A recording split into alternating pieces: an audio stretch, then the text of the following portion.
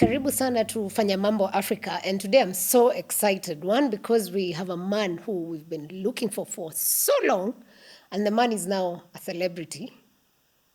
That's true. Yeah? Celebrity. Who define celebrity? Okay, me I associate celebrity more with artists. Artists. Yeah, but let's just say famous. Famous. Yeah. Okay, the man is famous. The man is none other than Morara Kebaso, the man of Vampire Diaries, Yes. the man of Wheezy Bila kazi. Bila Kazi. Yes. Karibu sana to Alpha House. Thank you so much. I'm happy you hosted me. The tea was good. Great. We are very I really appreciate the accommodative. tea. And the ndizi also. It was good, yeah. Oh, and the samosa. Yeah, and I hope the conversation will be just as good as the tea. It's even better. So how's the going? It's tough. It gets difficult every day. Why would you start with saying it's tough? What's tough? Because people have told you not to go to Narok. No. The decision to go to Narok is a decision that has been discussed with my team. We have assessed the situation and we've made a decision not to go to Uhuru Park for the Mashujaa Day. And our reasoning is simple for anybody who cares enough to understand.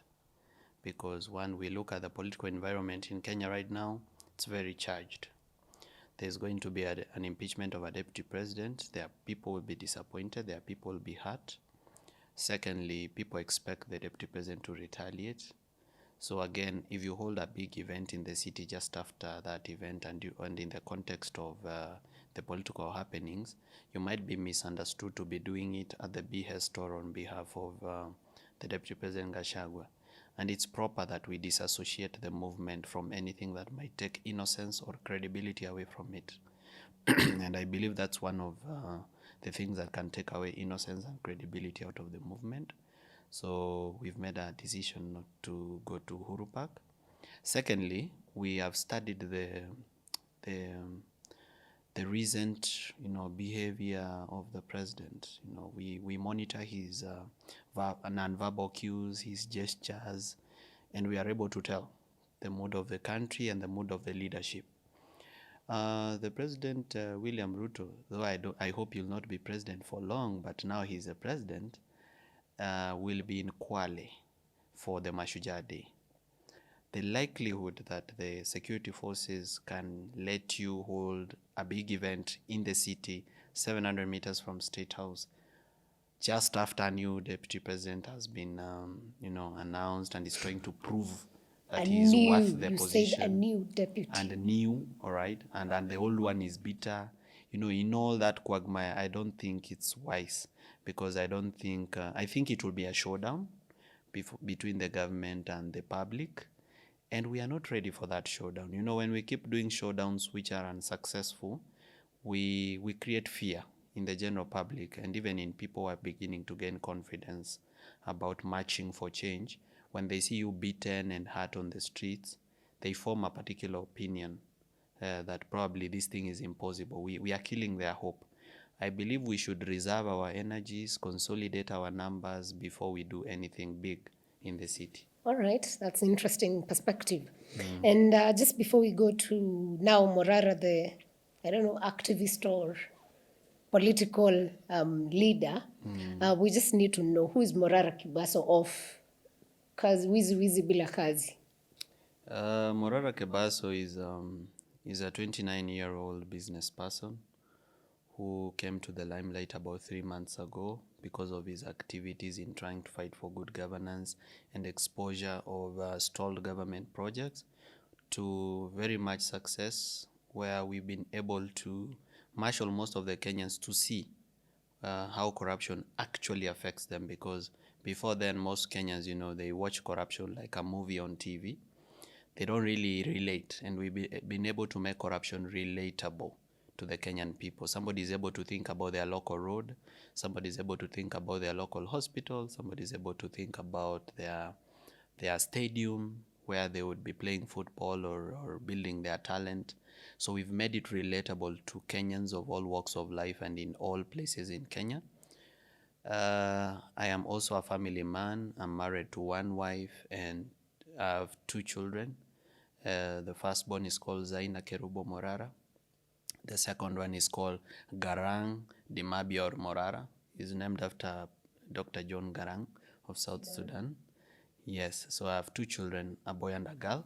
What was the motivation for naming your child after the South Sudan leader?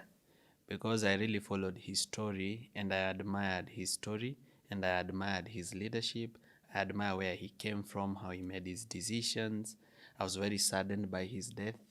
So Garang is a political leader that actually inspired me a lot. For that reason, I decided to also give my son a name. Personally, I also have names of, prominent people. Morara itself is a prominent name in Kenya. Yes, Morara even has a road named after it. There is George Morara George Road in Morara. Nakuru. There's George Morara Road in Nairobi. There's George Morara Road in Mombasa. There's George Morara Road in Kisumu. George Morara was my grandfather. He was a member of parliament for West Mogirango. I don't know why people assume that he was a member of parliament for long, probably because he has a big name, but he wasn't a member of parliament for long. He was a member of parliament for only 6 months. Was it? Yes, so that only shows you that you don't have to be a leader for long. You don't have to be in parliament for 3 terms. You only need to make impactful the small time that you're there. It is it's what you do with the moment you have now. It's not how many times you stay in power or how long you stay there. You can stay there for long and not do anything for your name. And back to your personal story. 3 months is a very short time and also a long time depending on how you look at it. But how has this fame transformed you and maybe your family? It has really inconvenienced my life completely. I am not happy. Why would you say that? I thought you'd be happy. No. Fame has made Watu my life. wanakutumia pesa. No. You know what they've sent me and what I would make in my personal business? I would make more doing business. What Kenyans send you, again, it comes with conditions. Of course. Yeah, if they see you enjoying a plate of meat, they think it's their money. They don't realize that probably you had a life before that. It has inconvenienced me in the sense that now I buy things even more expensively. For example, Wanakugonga. if I want to buy a jacket like this one, I'll not buy it at the cost of a normal Kenyan. For as long as it's me, they sell it more expensively. And you see, this is the kind of thing which I cannot send my personal assistant to go and buy for me. Something I have to touch, feel, see, and buy it myself. So it has really inconvenienced me because now I'm not even able to go to holiday in Mombasa. I was a really big fan of Diani. I used to enjoy going to a villa at Bahari Dhao Villas, overlooking the ocean. I enjoy myself. I come back. But nowadays, if I go there, I'll be photographed. They'll tell you, come, we show you projects. Kenyans are suffering and I'm enjoying my life.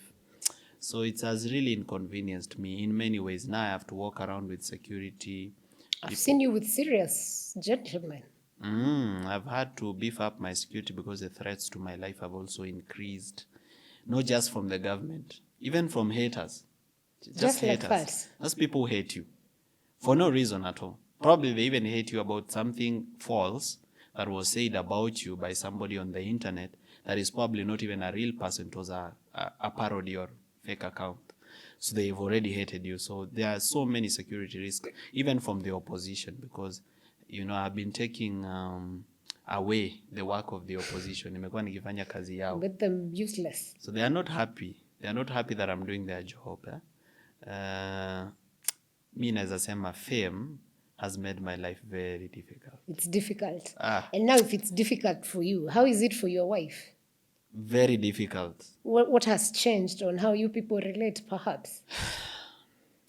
Even going to the salon, kushukwa tu nywele, she's charged more. She's unable to, go to places she liked because, sometimes people photograph her and they don't relate it to her. They relate whatever she's doing to me. She has to be really careful about what she says because she used to be outspoken. She used to speak her mind, but now she has to be very cautious because what she said can and will be used against her. Or against Morara. Or against Morara because, of who she's married to.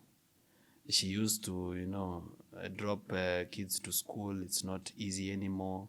She is also inconvenienced by security protocol because, now we have to lock every place. Nini. Sometimes the husband doesn't come home because How is that coming along with her not? Most of the time I'm not in Nairobi. I'm in Laikipia, I'm in Bomet, I'm in Kericho, I'm in, Kisumu, Homa Bay, Siaya, doing the Vampire Diaries or doing civic education. And, I have to leave her here because she's the one who is taken over the management of the business. So she has very lonely nights sometimes, alone. But she's learned to live with it. She's adapting and she's finding new hobbies and new ways to live life. I pray for her. Are you Because she's worried a strong about her woman. life? About her life? No. I don't think she should even be worried about her own life. The person who is a danger is myself. I don't think anybody would go to the extent of maybe targeting my family, and if they do so, it will be a great act of cowardice. She's more worried about my life. You know why I'm asking if you're worried about her life? Remember during the previous 2017 elections, and I remember President Ruto asking the former president not to hurt his kids. So, I mean, in political spaces, when they want to touch you, if they can't reach you, they go for those close to you. We saw it with the son of Attorney General, former, is he former or current? JB. Yeah, Former JB speaker, Muturi, yes. former speaker. Yeah, the truth is that it can happen. But the likelihood is low. What might happen is probably harassment by the state. Maybe police, barging into her house and breaking things the way they barged into Jimmy Wanjigi's house, making her lie down and maybe harassing her. Arrest, she could be arrested. But the likelihood that they would kill her is very low. The person who is likely to be killed is myself. So, well, on a balance of problems, I think I have a bigger problem. So she's more worried about myself than us. Okay. And now, the origin of Vampire Diaries. How did this come to be, or what was the motivation behind that? The motivation was that I realized that most Kenyans don't relate with corruption. When you tell a Kenyan who has never touched a million, or who has never seen in their life 10 million or 1 billion, and you tell them 5 billion has been stolen from the Ministry of Health, they cannot relate. That kind of concept is alien to them. They are not able even to know that 5 billion is 5,000 millions. And if a million is 1 kg, then we are actually talking about 5 tons of money, which cannot be carried by a pickup. You have to get probably a big truck, like an FH or a Mitsubishi FH or Isuzu FRR. So we have to make, I got in this position where I have this desire to make Kenyans understand deeply and personally how corruption affects them. Now, the Vampire Diaries is actually a tip of the iceberg. The better way would have been to reveal how money is stolen on the revenue side, because most of the money in Kenya, in my belief, is stolen on the revenue side, on loans and on raising income, because it's harder to track revenue than expenditure. Because if you steal from revenue, you are not able to account. But if you steal from expenditure, at least people know this is how much Parliament allocated, or this is how much the County Assembly allocated, this was the tendering process, this is how much the contract has been paid, and this is the situation on the ground. So I found it easier and relatable to show them how theft is being done through expenditure, through fake government programs that either don't exist or never start, and if they start, they stall because money has already been looted, or if they do not stall, they are completed with very poor quality or with massive theft of public funds.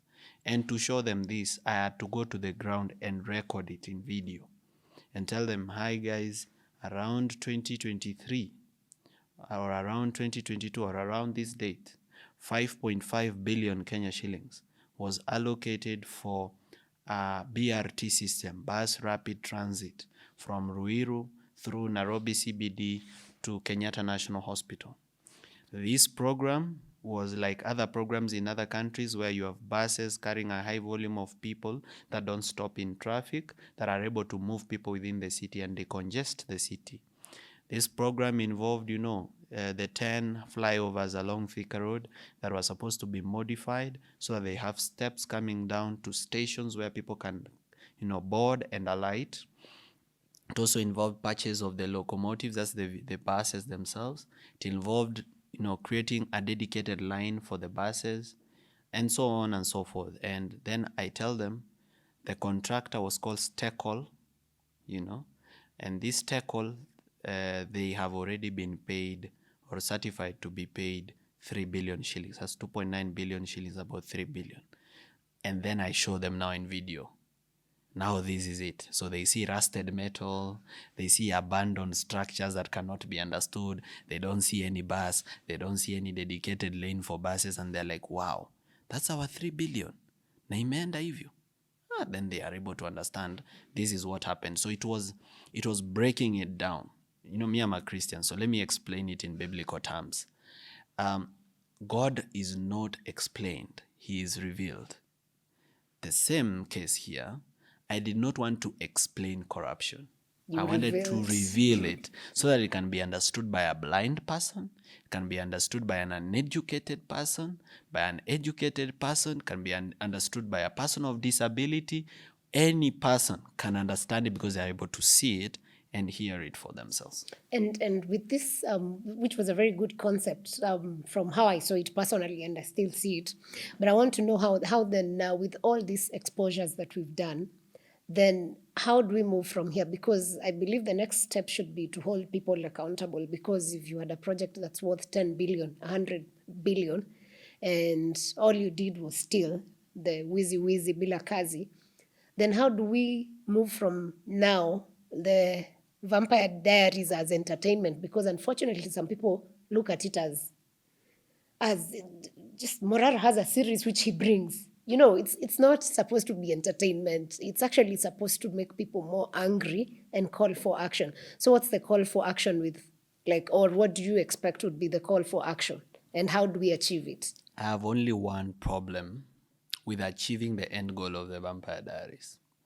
The Vampire Diaries is only effective if the government is interested in delivery to its people.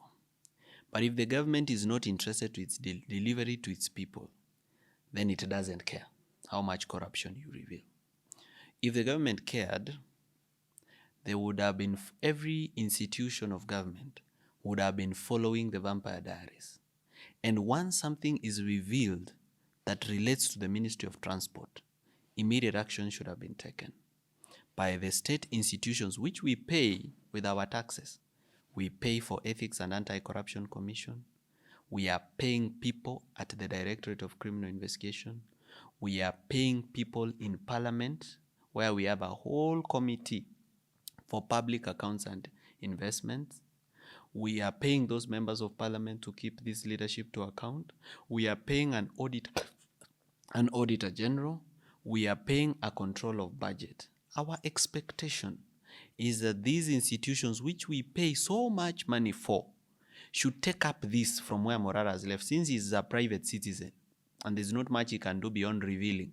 Now they who have the power and the constitutional mandate and legal instruments to now pick up that project, find out what happened with it, where did the money go, who were the contractors, who was the contracting agency, who was in charge of that agency as at the time when this contract was signed, and where is the money, and if there is no money, where is the project? But now, sadly, the situation we have is that there is a breakdown of public institutions where they no longer work for Kenyans.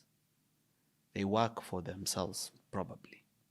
We have a Directorate of Public Prosecutions which only withdraws cases. We have corruption cases being withdrawn left, right, and center. Recently, we had a corruption case being withdrawn in Malindi, I believe. We have the DPP applying to withdraw a case against this Indian guy who was arrested the other day for corruption. So then why was he arrested? And why did the DPP approve a charge sheet for this guy to be charged if a few months down the line they are withdrawing the charge? So we have institutions of accountability that are not doing their job. And knowing that they're not doing their job, how do we go around that? How I know it's weird to ask you because you're a private citizen, but how do we as citizens then force them to do their job? Or then how shall we transform Kenya? Because at the end of the day, we want a better country for all. That is why everybody in Kenya is saying we need to overhaul the system. The system is not working for Kenyans. We need to change this whole system. Now, some people say we need stronger systems.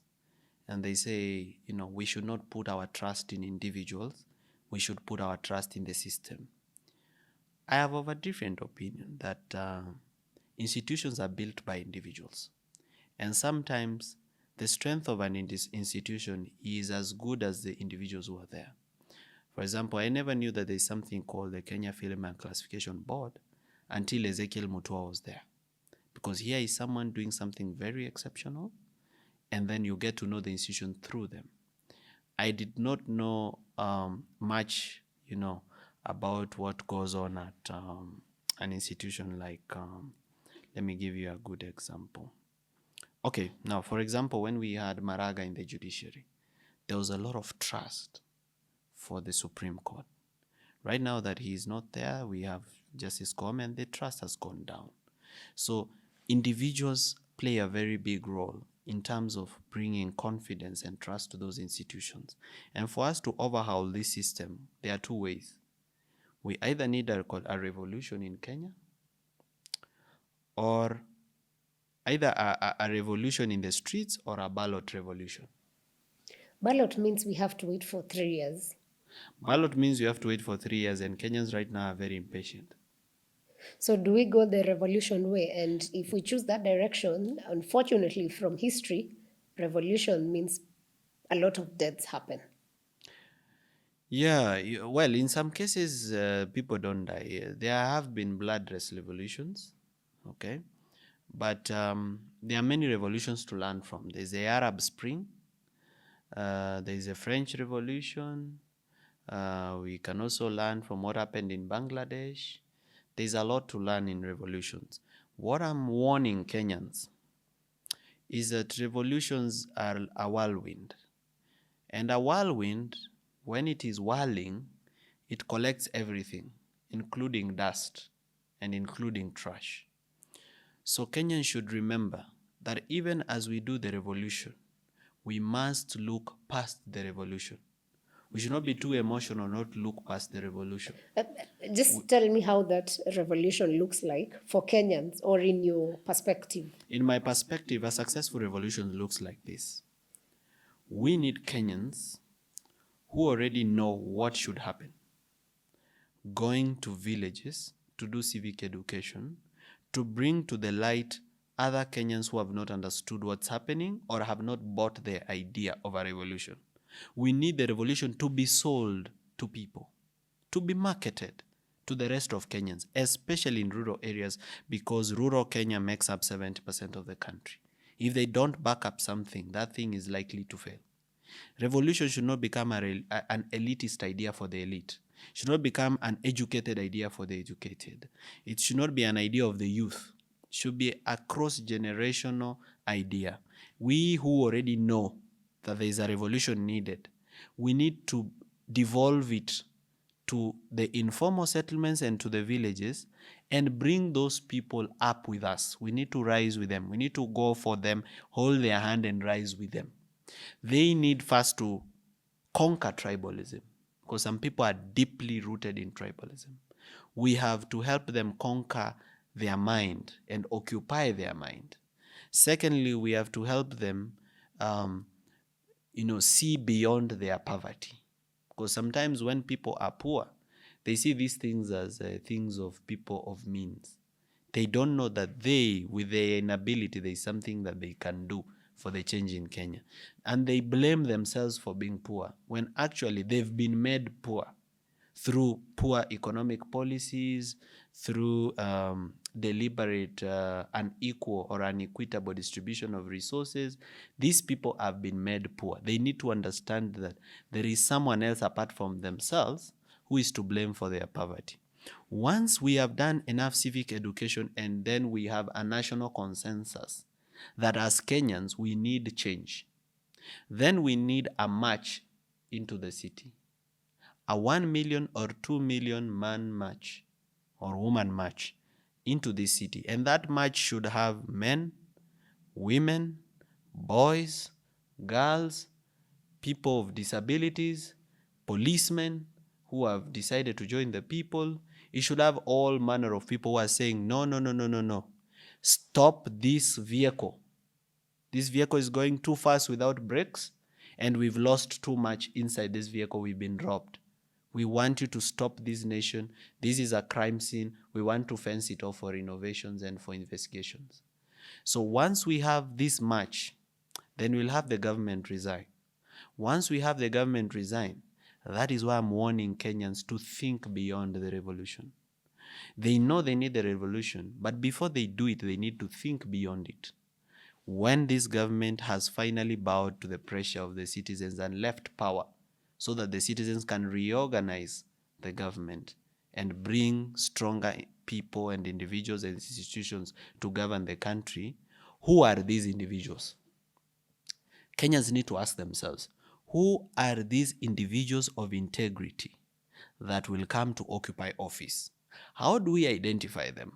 How are we giving them the mandate? What will that election look like? How do we make sure that that election is free and fair? Because this is a democracy. Therefore, even if there is a caretaker committee to hold the nation until there is an election, there must be an election so that the leaders have the mandate of the people. Do you believe we have those people? Yes, we have people of integrity in Kenya who can govern without greed. Okay. We have them. I know some of them. You know some of them? Yes. I thought you'd say I am one of them. I am one of them. Great, that's how you start. Oh, and now that you mentioned we need to go to the villages and educate people, you've been doing these vampire diaries across. How would you rate people in places you've visited? Do you think they are ready? Number one. Number two, what do they feel needs to be done? Because there is what we imagine people want, and there is what when you go to the ground, people tell you what needs to be fixed. Sometimes we have to agree that most Kenyans don't know what they want. And that has also contributed towards having bad leaders in power. 90% of Kenyans have never read the Constitution. So they don't know our form of governance. They don't know their human rights that under the Bill of Rights is guaranteed to them. Some of them, when they are arrested, they don't know Article 49 on the right of arrested persons.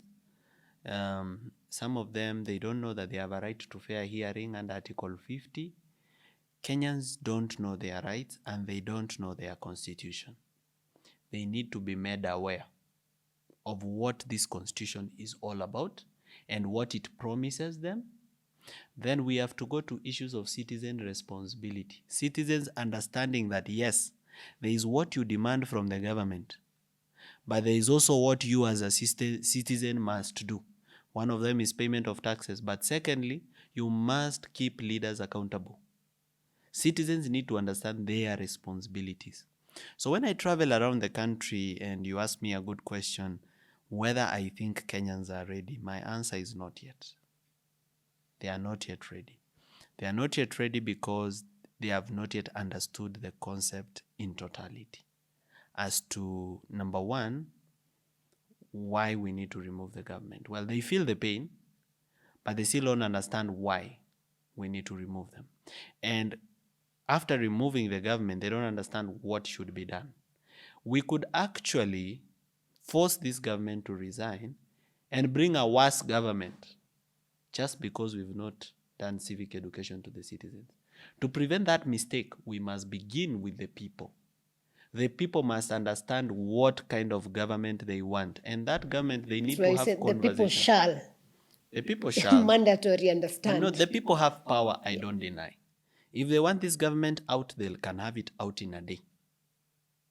Wakenya wanaweza kutoa serikali ya President William Ruto kwa mpigo moja peke yake siku moja.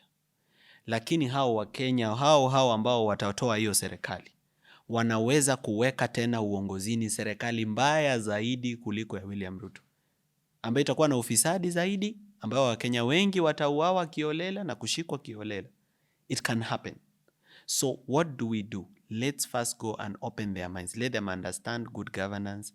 Let them understand how corruption affects them. Let them understand youth unemployment, how the economy works, what is the definition of bad economic policies. So that once they understand this information, it will even inform the kind of people they elect as MPs. But do we have timelines? Because we can say we will educate people, then take 10 years, then in 10 years we are at the same space.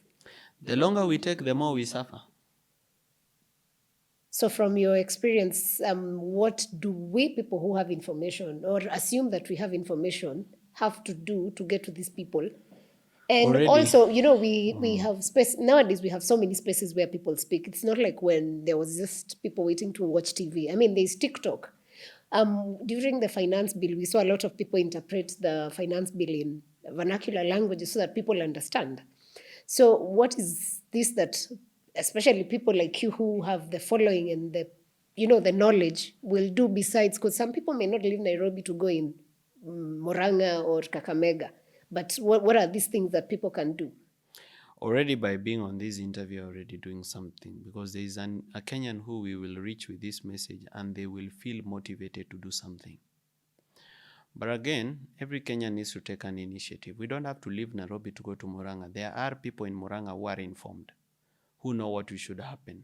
We just need to charge them to make sure that that light that is in them, they light another candle. And as they light another candle lights another candle. This information needs to flow down. And we must do the best that we can do. For example, I keep asking, in every corruption scandal, there is a lawyer who drafted the contract, or probably was present at the signing of the contract, or who even received money on behalf of the client. For example, in the Kenya pipeline case, Wakili Ahmed Nasir Abdullahi received $25 million on behalf of Zakem company, which was doing Line 5. Now, when these kind of things happen, what is the role of professional organizations? Has the Law Society of Kenya made an inquiry into lawyers involved in controversial cases to either clear them of any wrongdoing or to remove them from the role of advocates for wrongdoing? I have toured many government projects, and most of those projects have been infrastructural projects. What is the Engineers Board of Kenya doing in terms of deregistering engineers who participate in shoddy work where public funds have been lost? Do they make these people lose their licenses? What is the Institute of Certified Public Accountants doing, ISPAC, in terms of disciplining accountants and auditors who cook books to hide corrupt dealings in government? What is the Kenya Pharmaceuticals and Dentists Board of Kenya, or the Medical Practitioners Board, doing in terms of deregistering doctors who are diverting hospital medicine from hospitals into their private clinics and private pharmacies for sale? Everybody needs to do something. Journalists need to do something. Musicians need, even as they sing about love and heartbreaks and alcohol and partying, they also need to throw in a word about good governance. And I'm impressed about what Calligraph is doing and what Nonini has done and what Crazy Kena is doing as a content creator, and many other notable Kenyans who are doing something. We need spoken word artists to talk about this. When you go into a matatu here in Nairobi, usually there are stickers of messages. Kama haulipi nauli unaweza shuka. You know, those kind of messages that you read in the matatu. Why don't they take this opportunity and also put a message about good governance in every matatu, or an anti-corruption message in every matatu, so that they communicate this message, so that as you're seated in the matatu, you are able to see it. So hii ni kazi ya kila Mkenya, si hata matajiri, sio wale wamesoma.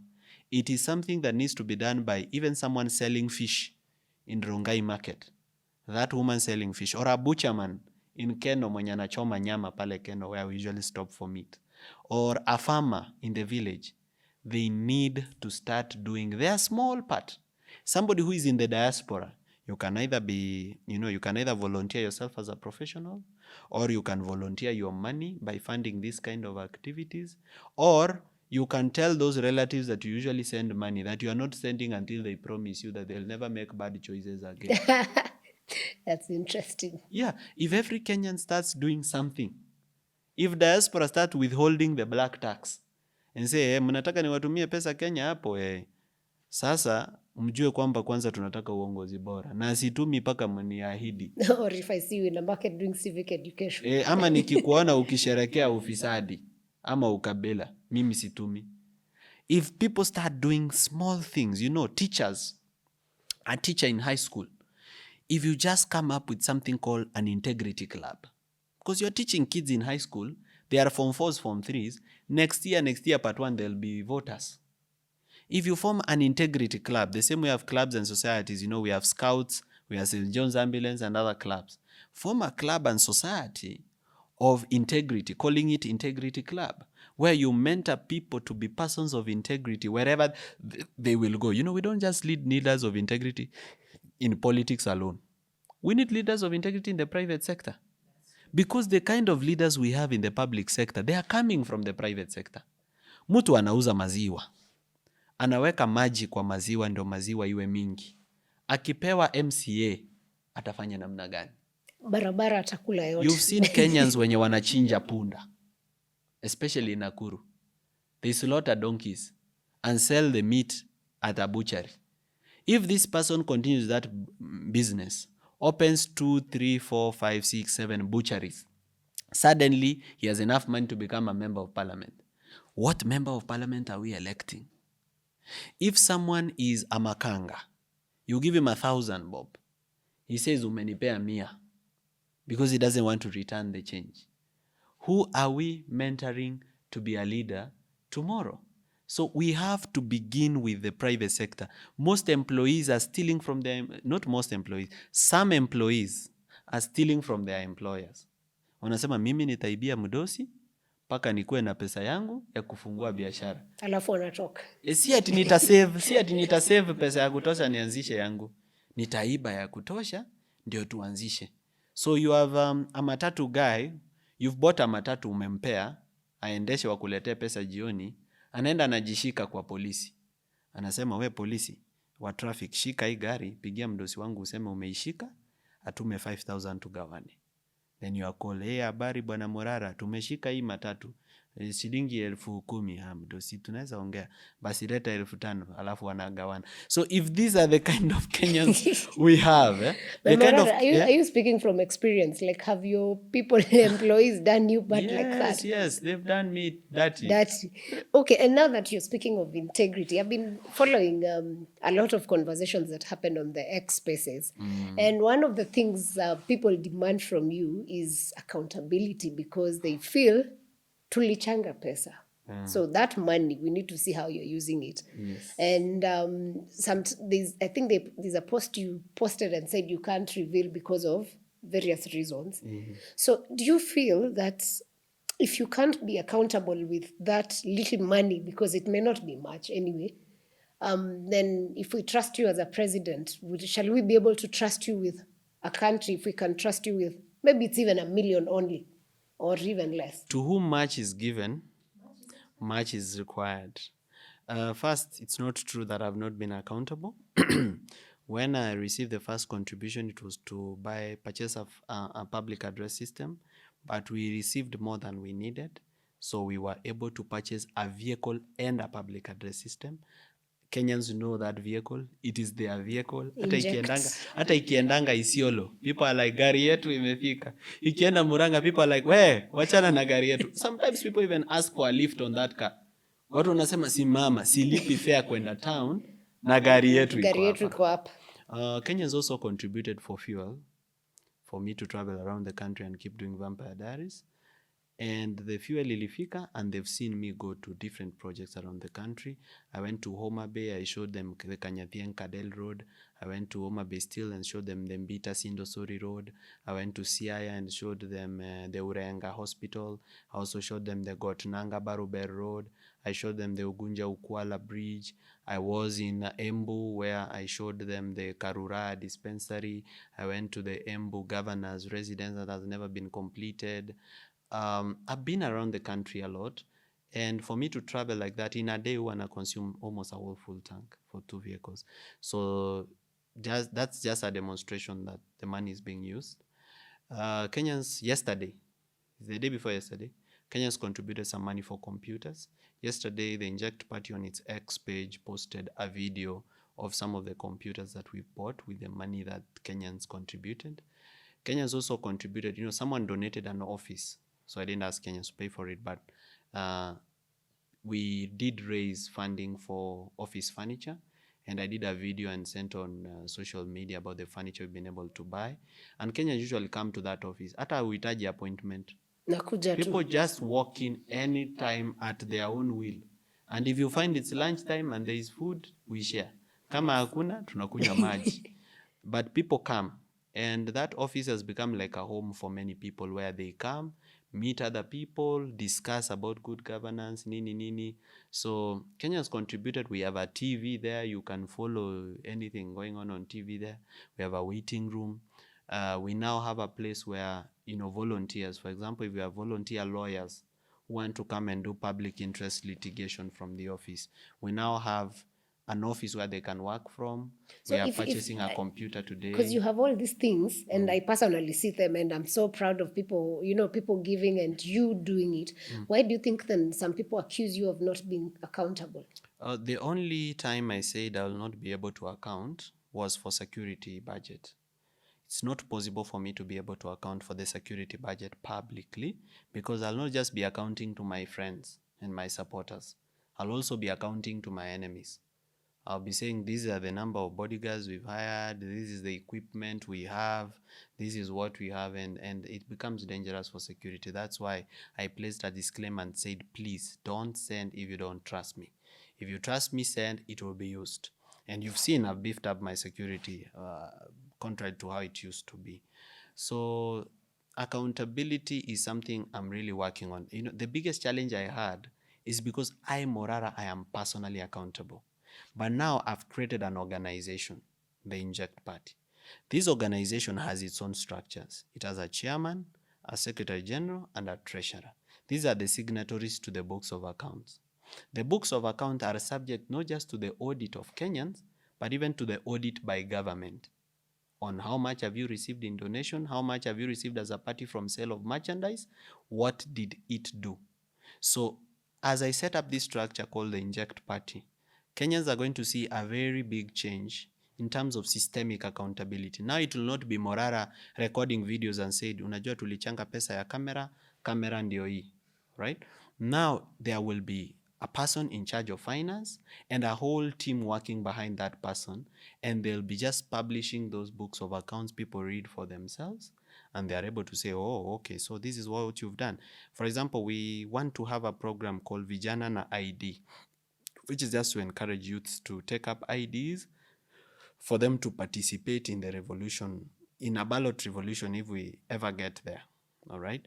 And that program will have to account how many youths have been able to get their IDs, what are their contacts, what are their locations, so that anybody who wants to call any random number on that list can call us and say, hey, habari, kuna hii program ya vijana na ID, did you receive any support? So as we move forward, unajua this thing si kuwa ready. Hii ni ilinigonga sudden, unaona? Sasa hata kuweka structures ni pole, because again this is not a company. If this was a company, ingekuwa weka kila structure nimemaliza mbio sana. Because a company, all you do is you advertise a position, Candidates come, you interview them, then you give a job. This is a political organization. A political organization means I need to trust you before we can work together. That trust comes with time. We have to do A, B, C, D together before we can finally sit together in a boardroom, the 10 of us, and say, so and so, take this responsibility, fanya. So it will take time to put those structures, but in 2 months' time, things will be very different. Great. And it's good that you registered a party because I believe in Kenya, if you really want to make change, you just have to be in a political system because that's how our democracy is set up. And again, something else that's interesting is that sometimes you'll come and share with people what you want to do. And then you see people saying, hii matatu nashukia hapa. Because you won't be able to please everyone, of course. Nashuka. Wanashukanga, wanapanda. Wanashuka tena nikifika the next stage wakati napandisha watu tena wapata ala. Kuma umenitangulia hapa tena. So Kenyans are emotional and not logical. Most of them. They make very emotional decisions. And that's how we've made bad decisions at the ballot. Because we vote emotionally. And if it were not to be that the Constitution, specifically says that a person who has been impeached cannot run for office, I can assure you there are more than 3 million Kenyans who are ready to vote for Gachagua as president. That means it will be jumping from the frying pan to the fire. So until Kenyans start making logical decisions, hatuendi mbali. So waache kushuka wakipanda. Watu waache kushuka wakipanda. Let them not be emotional. And let them remember that I am a leader. And a leader's job is to lead. And sometimes I don't lead people based on the popular idea because I'm not a populist. I assess, look at the right thing to do, the correct thing to do to the benefit of the people, and I lead them there. Sometimes probably people disagree with where I'm leading them to, but I need their support. Nataka wakufe na mimi hata wakati yenye nimeamua kuwapeleka hivi. So I need that trust from them. And I'm earning it slowly. First we have to understand these Kenyans. Just we blame them too much. These Kenyans have been through a lot. And when you've been through a lot, it's easy to have PTSD. Let's say, for example, you've been in relationships where you are disappointed by your partner all the time. Ulishikana na huyu ukafikiria kwamba ndio mtaishi pamoja, akakuacha ukaona harusi yake kwa Samantha show kwa TV. Ukashikana na huyu ukafikiria mtaenda mbele pamoja, ukakopa mpaka loan kwa bank kumsaidia kuanzisha biashara, akakuacha for the secretary, akaenda. So this person who's been through all this pain and disappointment, for them to trust another man again, huyo mtu wako na kazi ya kufanya. That's why I as Morara, I have a bigger job to do than William Ruto. William Ruto has already done his part, which is disappointment. Now, for me to earn trust from the people he has disappointed, that will be a very, very, very difficult task. And it is a hard job. And how, to me, it proves it's actually a hard job from your experiences because we are seeing them every day. There was public participation just the other day at Bomas, and you were attacked. Yeah. How was that situation for you, and how did that change how you handle the whole political space? First, it changed the ranking of my enemies. Until Bomas, I knew that my enemy number one is the government. But after Bomas, I realized that, no, wait, I'm not actually taking the government's job. There is someone else nimenyang'anya kazi hapa. They are number one. And they will cause more harm than the government. Secondly, I've been advised by the Member of Parliament for Langata and even from a certain content creator called Mwalimu Tom and many other people that never go to an event that you have not planned, that you do not know the planners, and where you've not been invited. And it's common sense. Mbona una get crash harusi ya mtu? But it was a public event. It was a public event, but I should have sent someone ahead to go and see whether it's actually a public event. Trust, but verify. Why didn't we verify? So it's a mistake we did on our part. We should have sent some people ahead. Mtu akifika pale, if you just arrive at Bomas and see how many matatus were there, you realize that these people have not come on their own volition. They've been transported here. Then when somebody gets into the hall and sees the panel of speakers, you realize this is an ODM event. And the reason this is an ODM event is probably President William Ruto has promised ODM that they'll get deputy president if they help him get rid of Gachagua. So they are overzealous. So how do you walk in? How are you going to come? And there was no necessity for me to go there. So there are many, many mistakes I did. But even though I blame myself for the mistakes, I expected those who did it to have done better. We have a member of parliament elected by the people who is a church elder in no other church but SDA church, who is a father to children, inciting on a microphone, kill him or beat him up or hurt him. That's so much unlike a father. We have a woman who has given birth to children saying piga. It was painful even for my mother to watch. She cried where she was. And they should know that they caused my family a lot of pain. We have an MCA, a whole member of county assembly for Lakisama ward, throwing a chair. Mheshimiwa, si basi you hire someone to throw. How do you, Mheshimiwa, throw a chair, you personally, on live TV?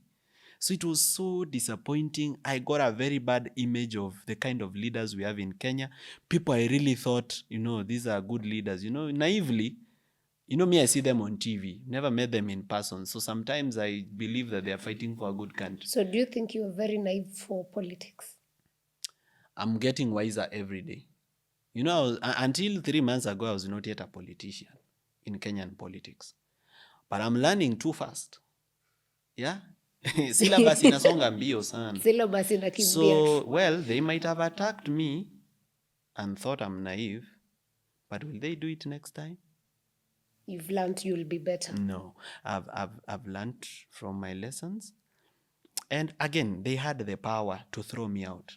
Let me just throw since I went in with one bodyguard and they had all these goons, instead of killing me, they should have picked me up and thrown me outside the hall.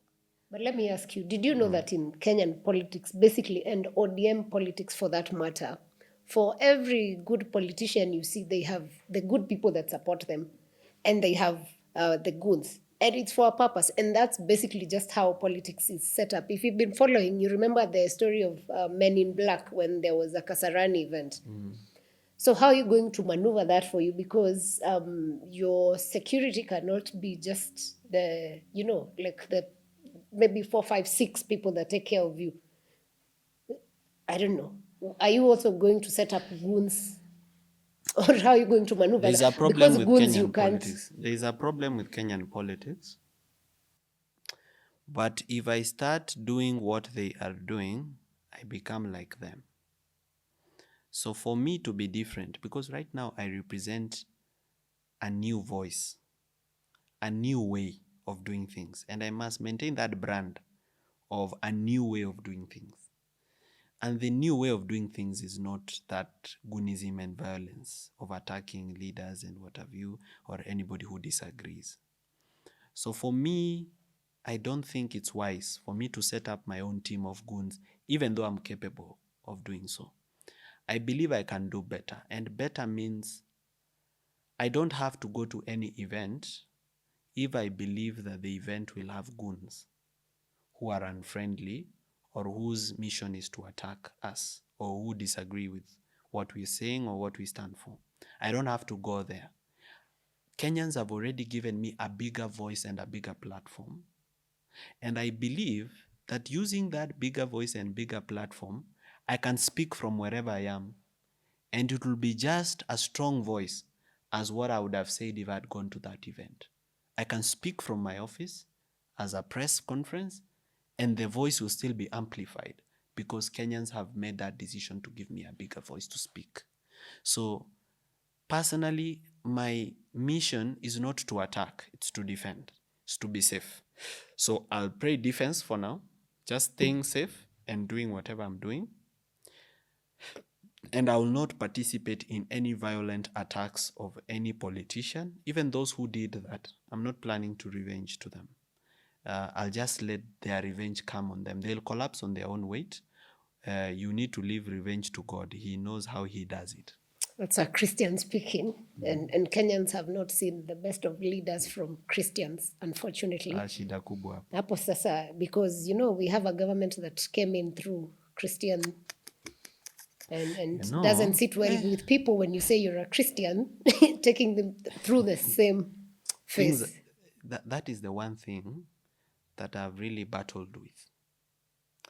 Whether to be open about my beliefs and where I get my values. Because you see, this leadership, what is lacking in Kenya is values. And people might want to know where you're getting your values from. And values don't have to necessarily be Christian-based.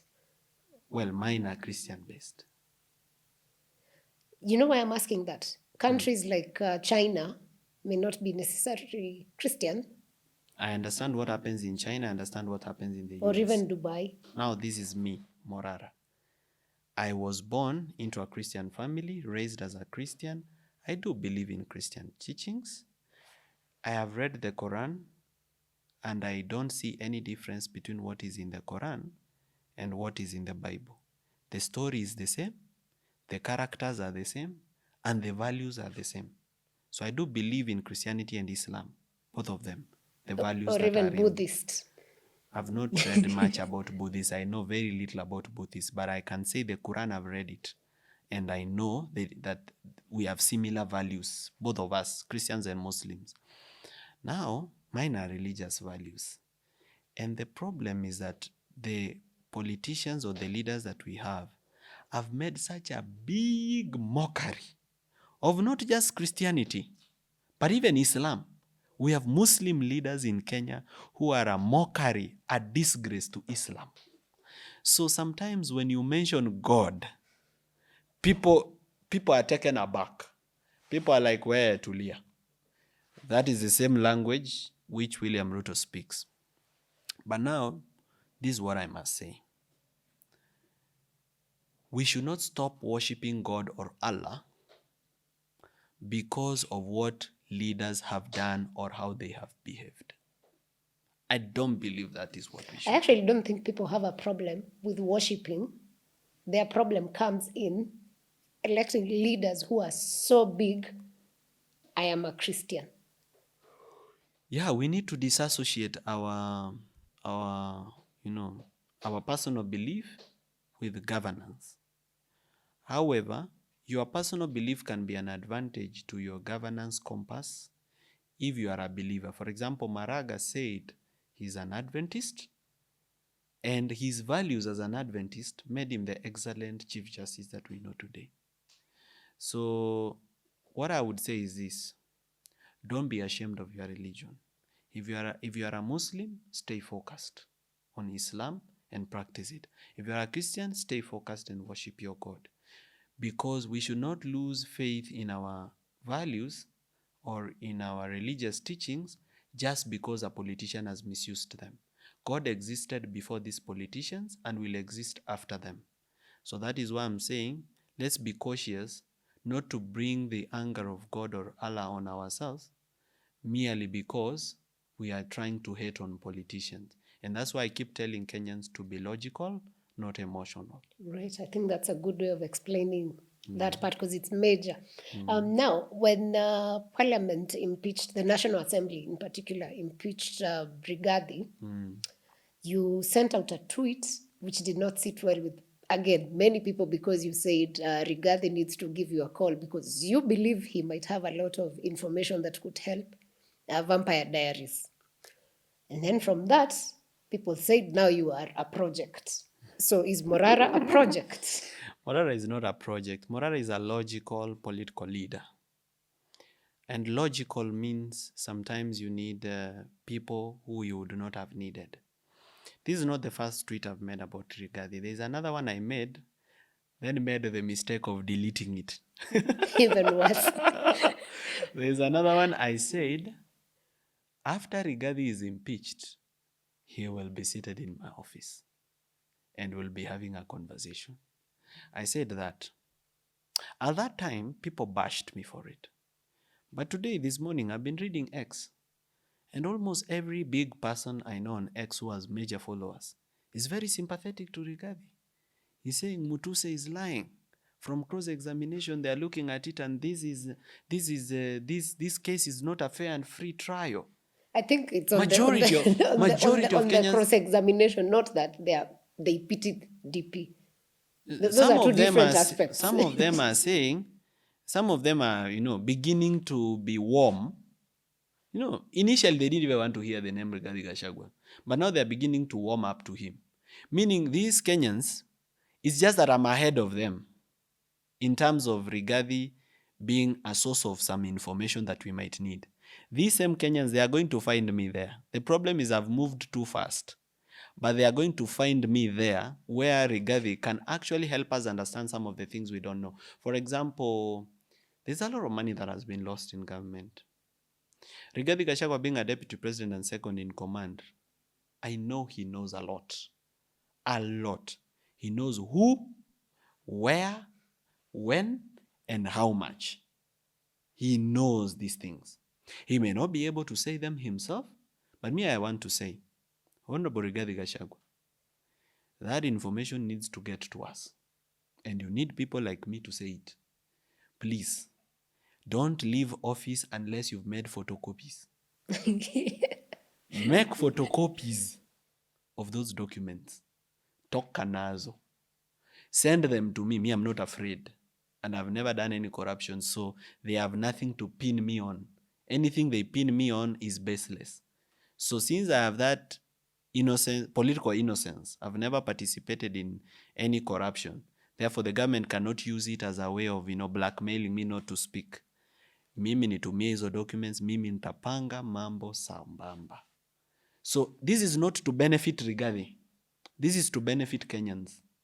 Because if Rigathi knows something that can help Kenyans understand things better, about how our money is stolen, how nothing is happening, how there is looting left, right, and center, then being the truthful man, as he says he is, if indeed he's a truthful man, this is the kind of truths we want. Because those truths will help us join the dots. And once we join the dots, it will help us solidify our decision against this government. It's interesting that you can trust him to be truthful. It's not about in the sense that for 2 years he's been in the system, and why he's being kicked out. Okay, we may not have the proper things, but we speculate. Then how do you... Okay, there's a whole issue of working with your enemy for your own benefit. But I don't think he doesn't represent any of our values. And I've said this many times, that Rigathi Gachagua, if it's corruption, he is corrupt. Personally, I believe so. I'm not speaking on behalf of this media or anyone. I do believe actually that Rigathi is corrupt. Even before he became deputy president, he has done a lot in terms of corruption. I don't believe he stands for the values we stand for. I also believe that he is very tribal. I also believe that he's not a nationalistic leader. I also believe that he is selfish. But I'm not saying this that I trust him. I'm saying that he has something we need. All right? And this something, we can get it from him, especially information. There are things we will never know. All right? Because the people who know them are too intertwined into the system, and the system has held them hostage, or they've benefited so much from the system, they are so loyal to it, they'll never say that kind of thing. But Rigathi, since he has been hurt, and since he has been thrown out, he no longer has nothing to lose. Therefore, that information, he can provide it, and it can be useful. Especially if the information is factual, accurate, and verifiable. So not propaganda. Actual, verifiable information that can help Kenyans understand, for example, who is behind Adani.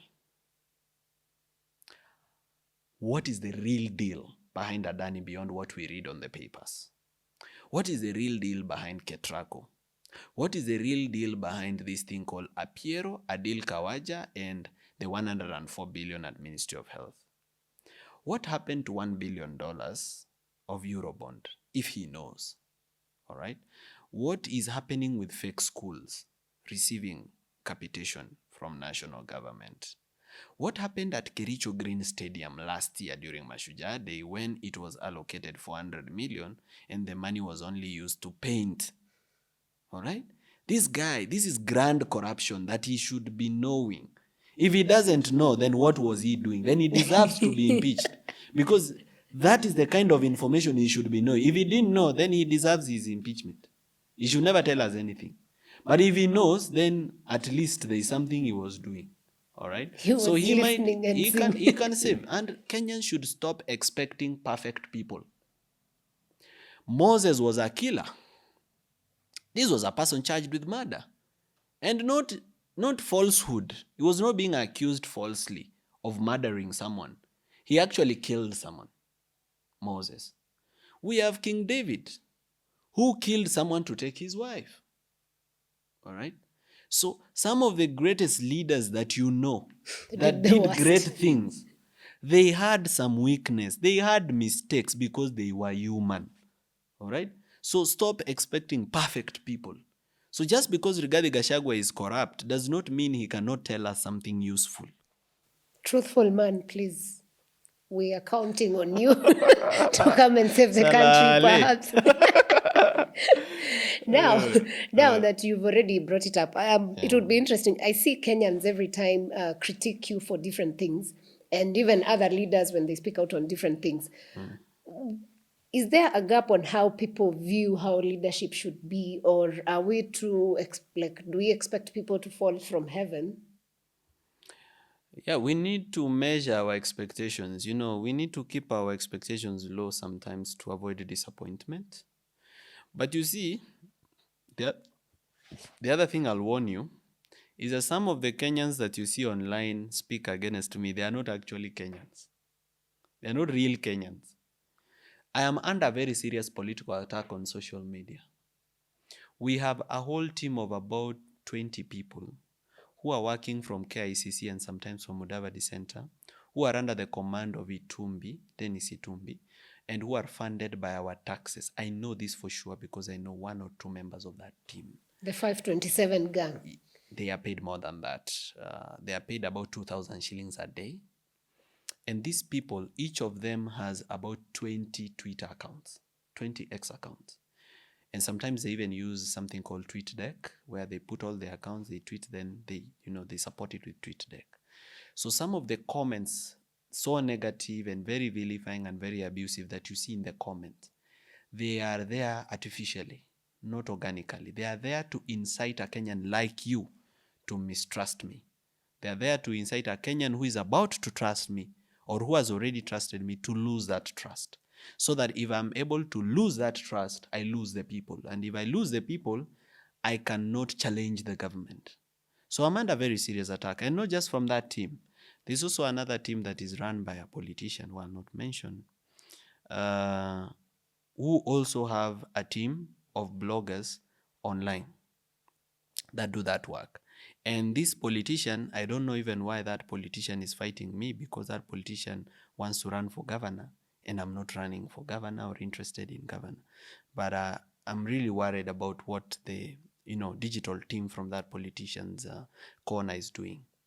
So I am under very serious attack on social media, mostly from pseudo accounts and fake accounts, not from real Kenyans. And these people, their job is to make the comments against me so negative so that I lose the trust. But there's one thing I know, and I'll say it on this show. Consistency. I have learned something from how William Ruto has done the things he has done. And I don't want to use it to do the things he has done, but to do good. And that thing is called consistency. When he tells a lie, he tells it very seriously and very consistently until you doubt your truth.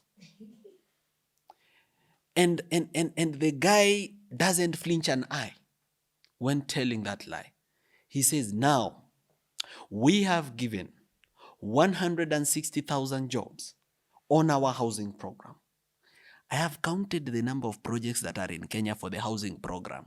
I have sat down with project managers and civil structural engineers who have managed big projects. And I've asked them, even if we flood this project with people, unnecessary people, Even someone just specifically to just count construction workers.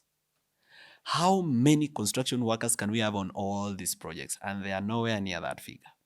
But the way he says it, the 160,000 jobs, the 200,000 youth who will clean the Nairobi River, all right?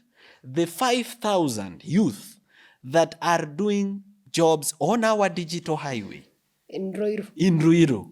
You know, consistency. This guy says a lie very consistently until you, a Kenyan who thought he's a liar, you begin to say, no, probably this guy, there's some truth he's telling us. And that is how even Kenyans join Al-Shabaab. You know, that's how Kenyans are radicalized into Al-Shabaab. People become kind to you by giving you food, money, what have you, so that you trust them. Once you trust them, they tell you a lie consistently until you believe it. That is how Kenyans died in Shakahola. A preacher told them a lie consistently until they believed it. That's why we have fake pastors who milk Kenyans, because of telling a lie consistently. Now, if that is a tool being used by the devil, what if we tell the truth consistently until people doubt the lie? Because that's another way of looking at it. And this is what I want to say. It doesn't matter how many vitriols go online, how many cartoons are drawn about me, demeaning me or demeaning my family or my stature. I will be consistent until we achieve what we want. Mbele forever, nyuma never. I love that. And we are here for it. And we're here for change as Kenya. And as we come to a conclusion, just what are the leadership lessons you've learned in the 3 months that you've been now in the leadership space? One thing I've learned is people can support you on social media, but not support you on the ground. Ask Peter Kenneth. And never turn up. You know, people are okay supporting you from the comfort of their bedroom or from the comfort of their car, but not turning up for you or, you know, hearkening to your call for action. That's the first lesson I've learned. The second lesson I've learned is money or finance is very important in any political activity. And the more political activity you do, the more expensive those activities become. Because now you need more security, because you're doing a bigger impact, you're attracting more enemies. So money is very important. But it is also important where you get the money. That's something I never knew. You know, initially me, I used to think, if anybody gives you money, sini pesa, chukua. I have learned in the last 3 months that money is not just money. It matters where it comes from. Because there are people, if they give you money, they own you from that day going forward. And you stop owning yourself, you stop speaking what you want, you speak what they tell you to speak. So you become their weapon for the agenda they want to achieve. So I came to realize, pesa si pesa. Inategemea mahali hiyo pesa imetoka. The other lesson I've learned is, it is very difficult to lead Kenyans. Hawa watu sio rahisi kuwaongoza. Ni wagumu sana na wanajua. They are not easy to lead. Because these people, they don't just follow you. They question everything. In fact, they mistrust everything. They mistrust how you look. They mistrust the watch you're wearing today. They mistrust what you're saying today. So sometimes, bringing them together to marshal them for a cause is not easy. You know, I used to think, once Kenyans are behind you and they're saying, go, Morara, then it's game shot. You are ready. You are not yet ready. The other thing I've realized in the last 4 months, and this is the last thing I'll tell you, is power does not reside in the city. Power is in the village. Power is in the village. If you need to govern this country, go to the village first before you come to the city. Enda Ocha kwanza. Ongea na wamama wa kanisa, because for them, you are saying their MP has stolen CDF, but their MP is their hero. Their MP brought mabati for the church. Their MP brought 5 bags of cement for this charge. Na unasema mbunge ameiba, unaharibia mbunge jina. Amekanyaga matope ya kujenga na wao. Umeona? Until you go to the village, that is where power resides. That is where governance should begin from. That is where change should begin. Because until those people are on board, hakuna kitu tutaachieve hapa. Hii city ni dogo sana compared to the villages.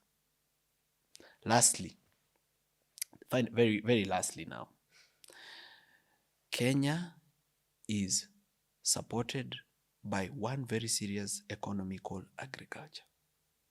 If I ever get the opportunity to be president, or if not president, to be a leader of influence with over 100 members of parliament or over 50 members of parliament, one of the things we must fix after corruption is agriculture.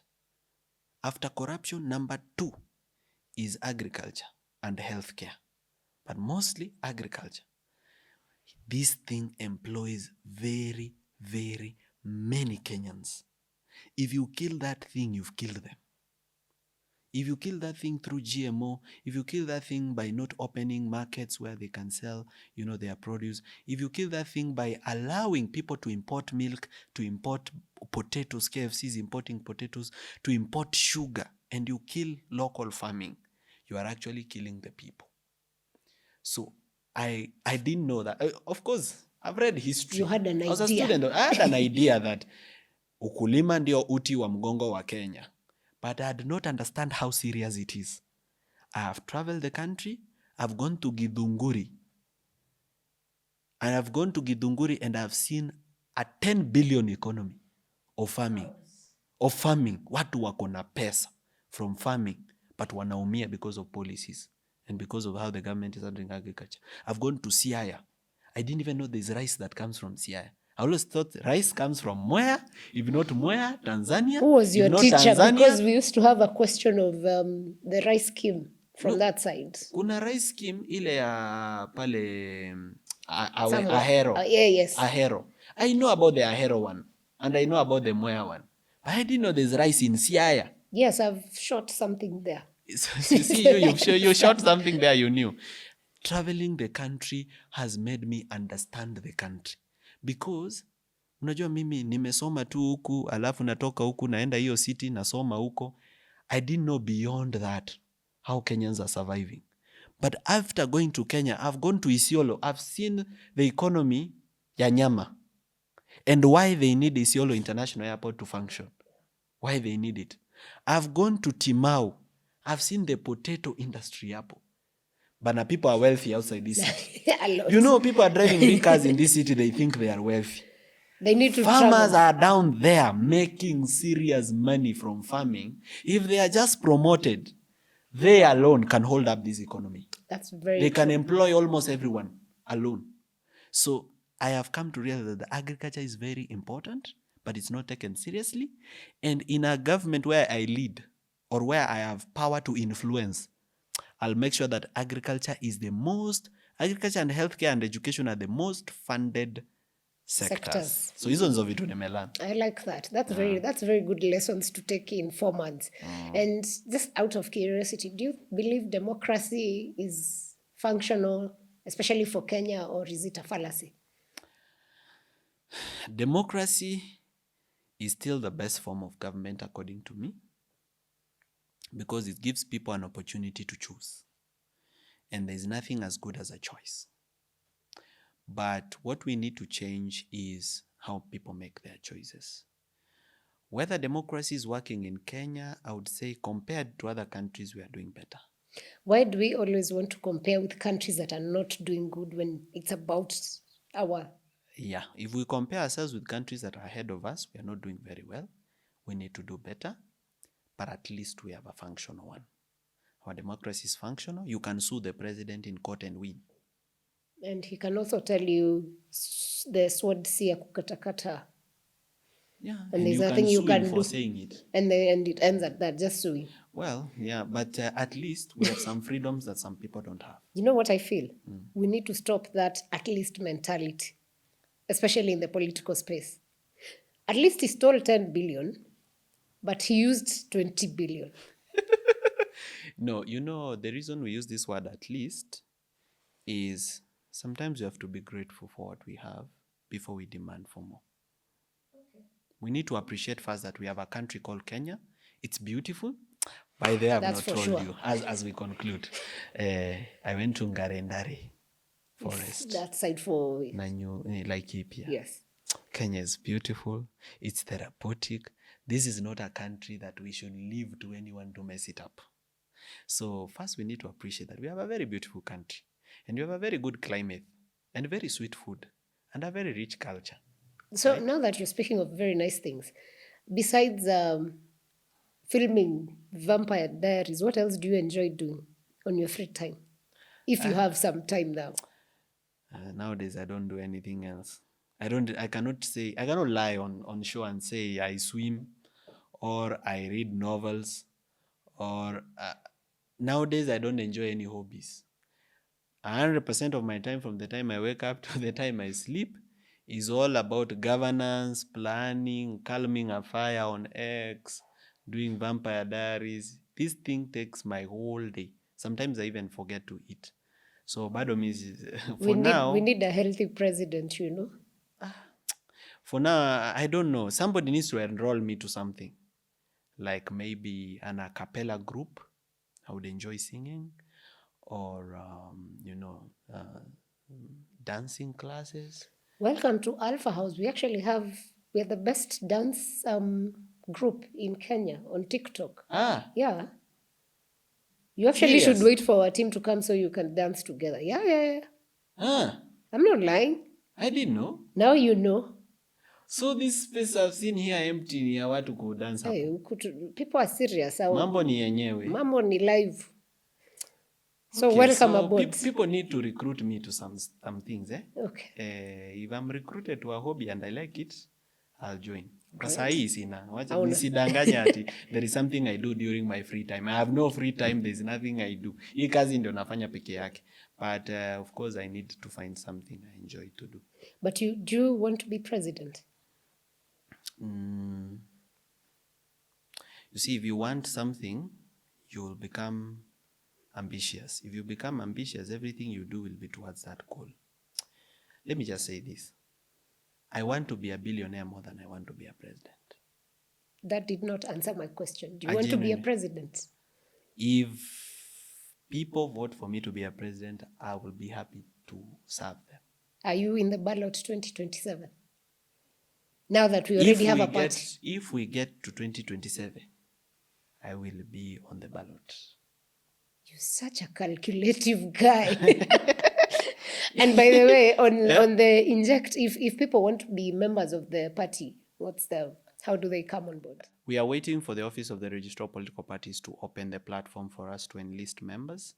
But for now, we are already doing merchandise. Inject is a movement. Just joining using the website, that is just formality. You need to be part of us and part of our ideology. You need to find time whenever you're not busy, come by the office. And if you're willing to also wear our brand, we have sweatshirts for Inject. That's one way to become part of the team and to always follow our content and participate in our decision making. However, to enlist now as a member of the political party, we'll be opening that 1 month from now when the ORPP has opened our site for us. It will be very easy. You just go to your phone, you click a USSD code and you're able to join. So for now, you join by heart. The heart. You join by heart and by action. Then about next month, Evie, you can join now on the website. We'll put a link and we'll give a USSD code. Great, that's great. And I hope we are able to enroll as many people as possible because we need to create new parties also because the ones that have existed have not been the best in terms of implementation. We are targeting about 5 million members at the bare minimum. And one of the first things we want to do in that party is a blockchain voting system. We want to show Kenyans and the Kenyan leadership that it is possible. So we are going to create a blockchain voting system, which is just based purely on biometric and technology. You cannot impersonate anyone. You just get online, you vote as you. So that is what we are going to do. And we'll have 5 million people voting in 2 hours. They are done. So anything, voting for the party leader, voting for whether we should go to Uhuru Park or Narok. It's something you just say tomorrow from 8 a.m. to 10 a.m., get online, vote on what you think about where we should go. So involvement of people in daily decision making through blockchain voting technology. And that way, when the IEBC is finally formed, if it will be formed at all, yeah, we will be able to have a background of telling the IEBC, no, please, you're not taking us to ballot papers again, which can be rigged. We've already tested a voting technology by blockchain by 5 million people. If it can work for 5 million people, it can work for 20 million people or 15 million people. Implement that one. But remember, you need to, I think for you to make changes, it has to go through parliament, right? For you to make changes to election technology, just go to parliament, and you know what our parliament looks like right now. So mambo ni It's mbaya. just a reminder. It's a reminder. Ni Yeah. ukweli, mambo si mzuri. Si mzuri. Everywhere you run to, you find the lion's mouth is open. Everywhere you run to, you find the crocodile's mouth is open. So our parliament has failed us. Lakini we'll fix it. We'll fix it. We'll fix What's it. the worst thing that you've been told since you got into this movement that really hurt you or triggered you in a way? Okay, the one that got to me is when they called me a con man, because I'm a hardworking Kenyan. I started earning a living when I'm 16 years old. I drove my first car when I'm 21. I drove a big car when I'm 24.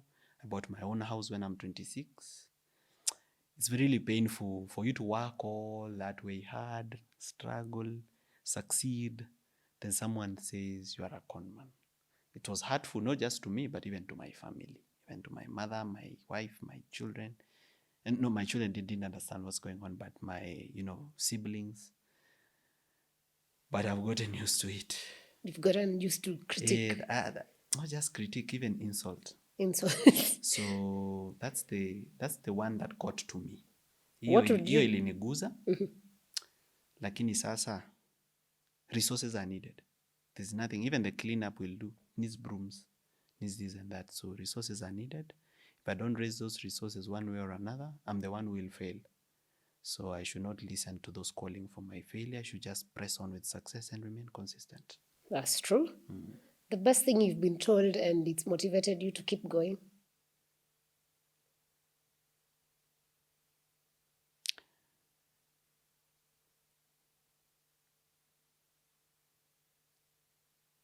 He's really thinking deep about this. The best thing I've been told is when some people came to pray with me, and they told me that their conviction to come and pray with me is because they feel I've received favor from God and before men to do something exceptional that nobody else has been able to do for a long time.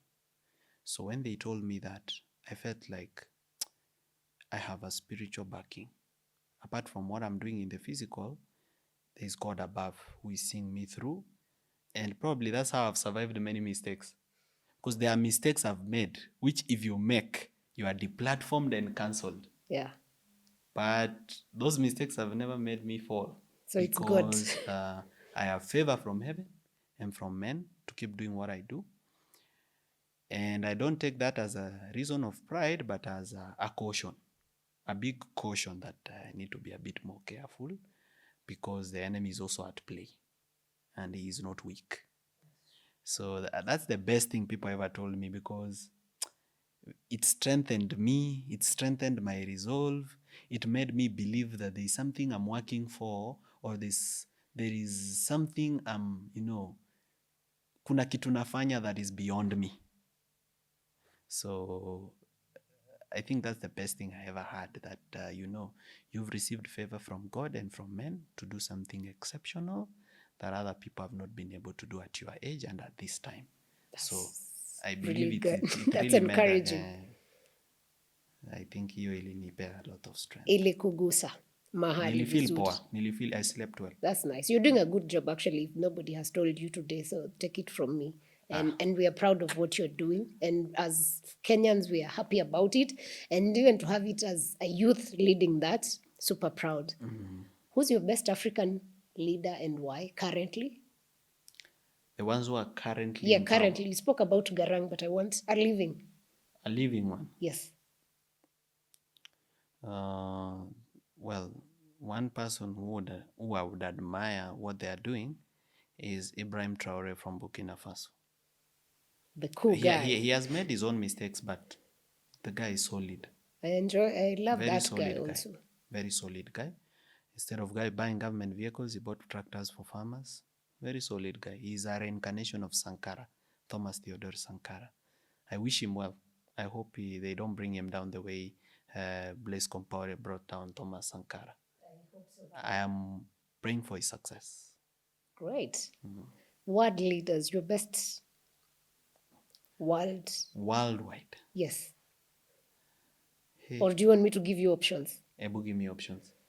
China, Russia, America here going with the current president. Don't tell me Trump because he's not in power yet.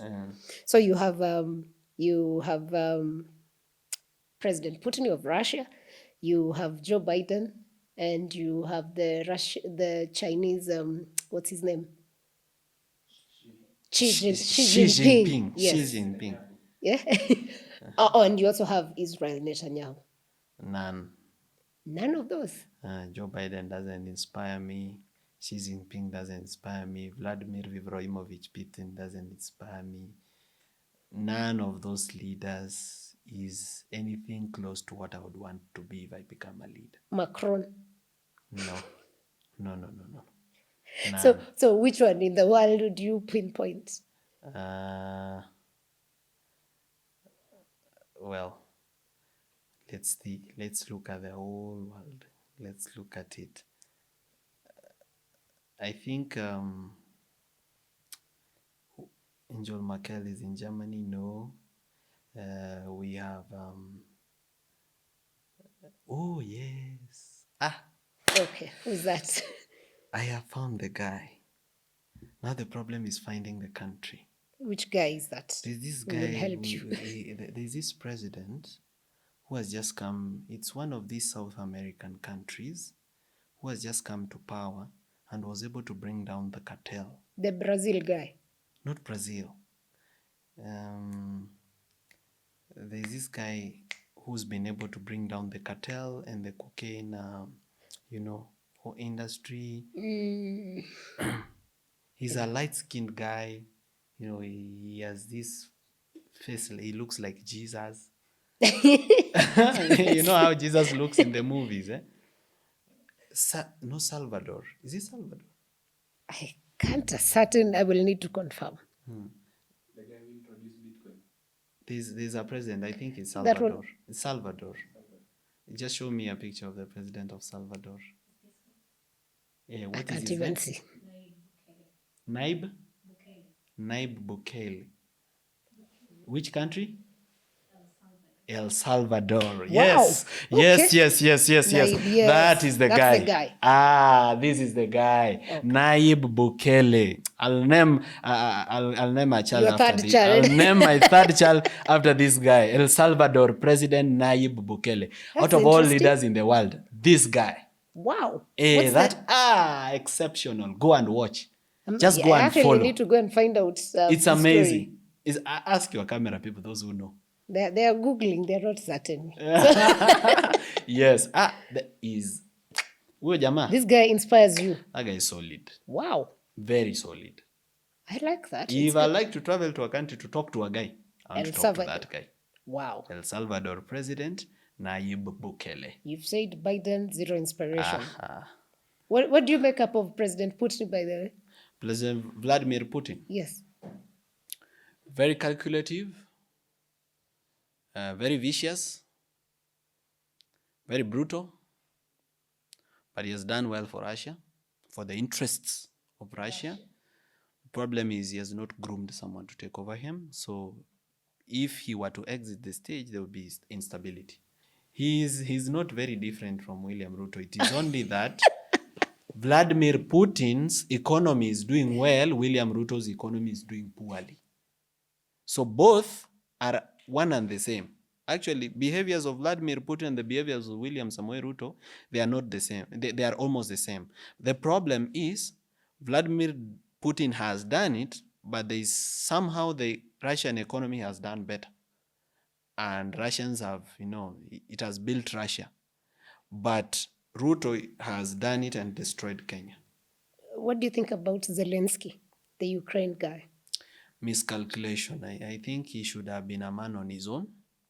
The decision to go into NATO was premature, if I was to look at it, because when you are a neighbor of Russia, you should be knowing that there's no way Russia will allow NATO forces to come as close as 5,000 miles from their borders. So when you are, Russia's neighbor and then a significant neighbor, not just any neighbor, but a significant one, and you're joining NATO, then you're bringing their enemies close to their doorsteps, and that's a declaration of war. So probably might have seen it as a very light thing, but he made a very big mistake there. I don't support the war in Ukraine and the killing of Ukrainians and the suffering of Ukrainians, but I do believe that the leaders at that time before the war began could have done better. Right now, there's a standstill at the front lines. Nothing is moving much. This side attacks a little bit, this one's attacks a little bit, but pretty much a stalemate. And it's not the big players that are losing. It's the people on the ground that are losing. It's the soldiers that are dying. It is innocent people that are unable to farm in their lands or even transport their cereals through the port of Odessa.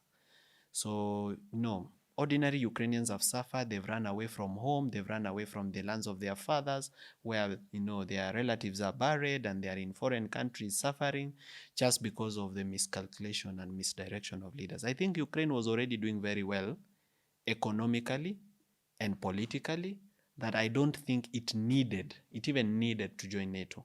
It would have just built its own army based on its own resources and protect itself against any aggression of Russia, and only work with the US and Europe, and the rest of Europe, on a partnership basis. But when you join a force, then you are becoming one army with the rest. And these are enemies of your neighbor.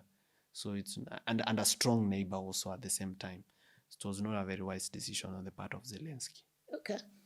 US elections are coming up. Trump, Kamala, where is your bet and why?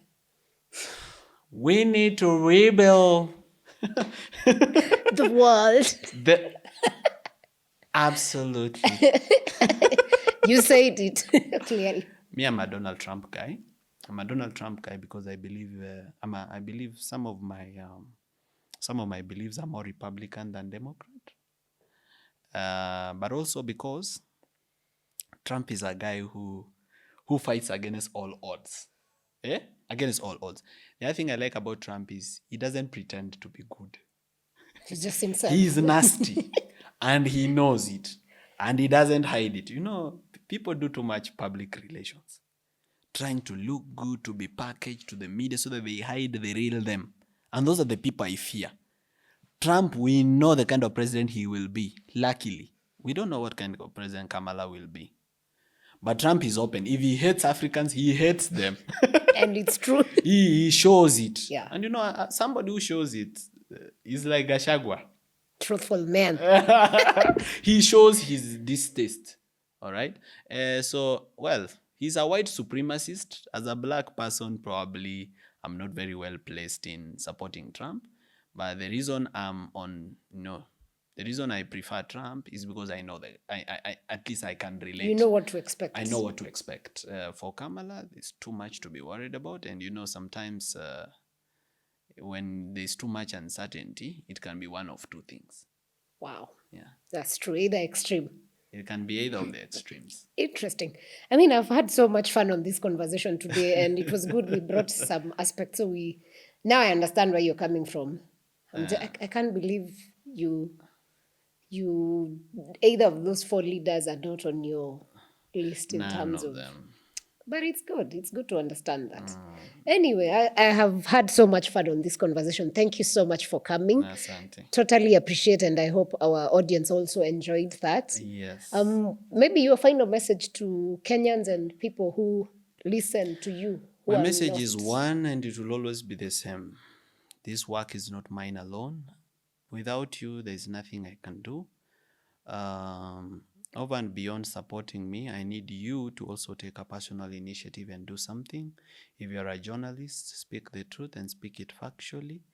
If you are a farmer, speak against issues that damage farming and speak against bad governance. If you are a lawyer, take up a few pro bono cases of public interest litigation. If you're an engineer, look at some of these government projects and how they were done and whether there was value for money for Kenyans.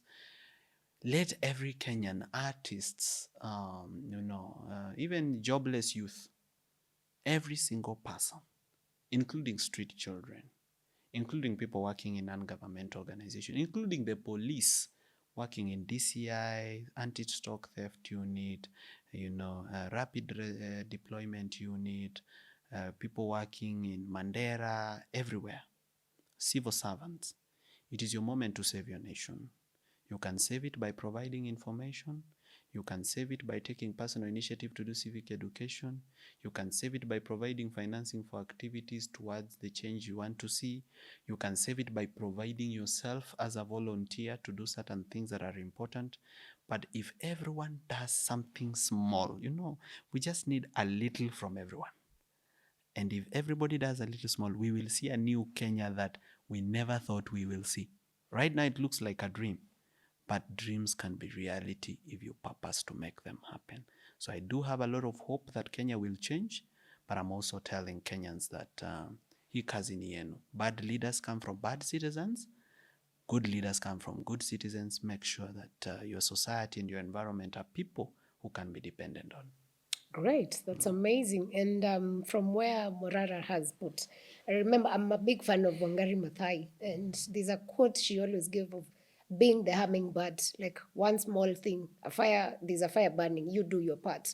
There's something going on, do your part. And at the end of the day, we will have a country that we all enjoy living and love at most, because Kenya is beautiful. Thank you for watching. We'll catch you on the next episode, and share with us what you think in the comment section. And if you want to have Morara back, we will bring him back.